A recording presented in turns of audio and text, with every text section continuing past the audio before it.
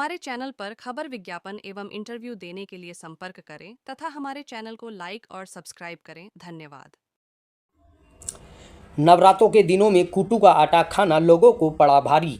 आसपास के इलाकों में लोग हुए बीमार।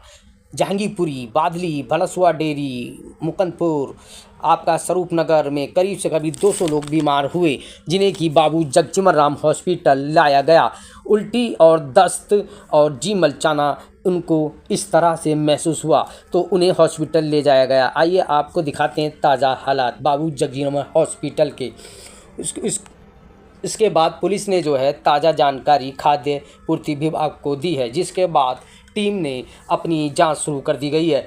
आइए इसके बाद जानते हैं कि यहाँ के स्थानीय जनप्रतिनिधि जनता जो बीमार है उसको लेके आखिर उन्होंने क्या कहा। इतनी ज़्यादा गंभीर अभी कुछ देर 5 मिनट पहले एमएलए साहब के साथ हम लोगों ने विजिट की थी यहाँ पर, और तकरीबन लगातार पेशेंटों का आना अभी जारी है। आज सुबह से ही तकरीबन 200 से ज़्यादा पेशेंट यहाँ पर आ चुके हैं, जो कि जिनका कहना है कुट्टू का आटा खाने से बीमार हुए। पेट दर्द, सर दर्द जैसी गंभीर बीमारियाँ उनको हो रही है। तो लगातार इसी कारण वो सभी माननीय विधायक संजीव झा ने यहाँ पर दौरा करते हुए एमएलए साहब से मुलाकात करी है। अभी भी जो पेशेंट है वो अंदर एडमिट है। तो यही मांग करेंगे हम सभी लोग कि सरकार इसको गंभीरता से ले, और ये बहुत गंभीर मुद्दा है कि खाद्य सामग्री के अंदर मिलावट है, इसकी तुरंत जांच होनी चाहिए और जो भी इसके लिए वो मुजरिम है उस पर सख्त कार्रवाई होनी चाहिए। खाने की चीज़ों में नवरात्रों के व्रतों के अंदर ऐसा जो जिसने भी ये काम किया।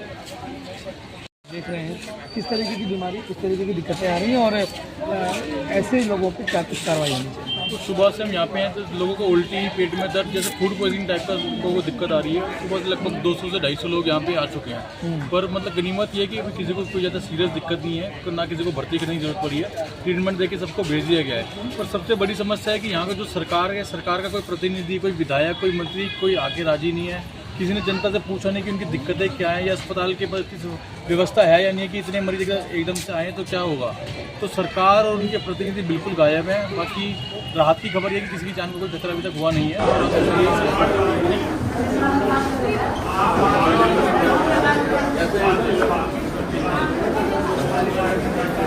नवरात्रा का कल पहला दिन का व्रत था, और जो लोग व्रत में थे, रात में जिन लोगों ने ये कुट्टू का आटा खाया, उसके बाद से लोग बीमार पड़ रहे हैं। 200 से ज़्यादा लोग अस्पताल आ चुके हैं, उनका ट्रीटमेंट चल रहा है।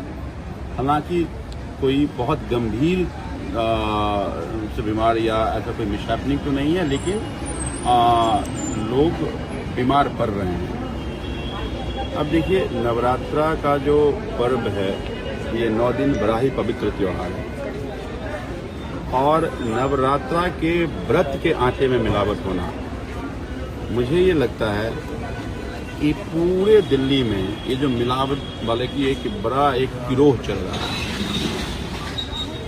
मुझे लगता है कि सरकार बेफिक्र है। अभी मैं कल सुन रहा था मुख्यमंत्री दिल्ली की, फिर उन्होंने कहा कि बाढ़ में इस बार दिल्ली में कहीं नहीं डूबा, कहीं पानी नहीं गई। मैं अभी जहाँ खड़ा हूँ जहांगीरपुरी, वही बाढ़ में डूब गया था, कि अस्पताल डूब गया था। तो मैं मुख्यमंत्री, अब मैं दिल्ली की जनता को कहना चाहता हूँ वो तय करें कि जो सरकार को चुना वो कितने बेफिक्र सरकार है। चलो आप संकट में थे, नहीं आए, ये तो एक बात है। वो ये भी मानने के लिए तैयार नहीं है कि आप संकट में थे, आप बाढ़ में परेशान रहे। तो केवल अपनी वाहवाही के लिए दिल्ली की जनता की समस्याओं को नजरअंदाज कर देना, मुझे तो इससे बड़ी बेफिक्री और क्या हो सकती है।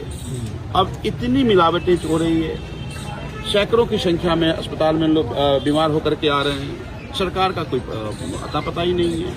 तो इसका मतलब है कि क्या ये इतनी बड़ी संख्या में, जो मैं तो पहले कभी नहीं सोची संख्या में बीमार पड़ते हूँ, तो इसका मतलब है क्या ये मिलावटखोरों का संरक्षण सरकार से मिल रहा है। तो ये जो बड़ा गिरोह मिलावट वालों का, कह देंगे नहीं जी कहीं कोई मिलावट नहीं है, ताकि संरक्षण भी देते रहें और इनकी बेफिक्री का नुकसान दिल्ली की जनता उठाती रहे। फौरी तौर पर मुझे लगता है कि एक भी ना तो किसी मंत्री का अता पता है, ना कोई टीवी में चल रहा है, ना मुख्यमंत्री ने संज्ञान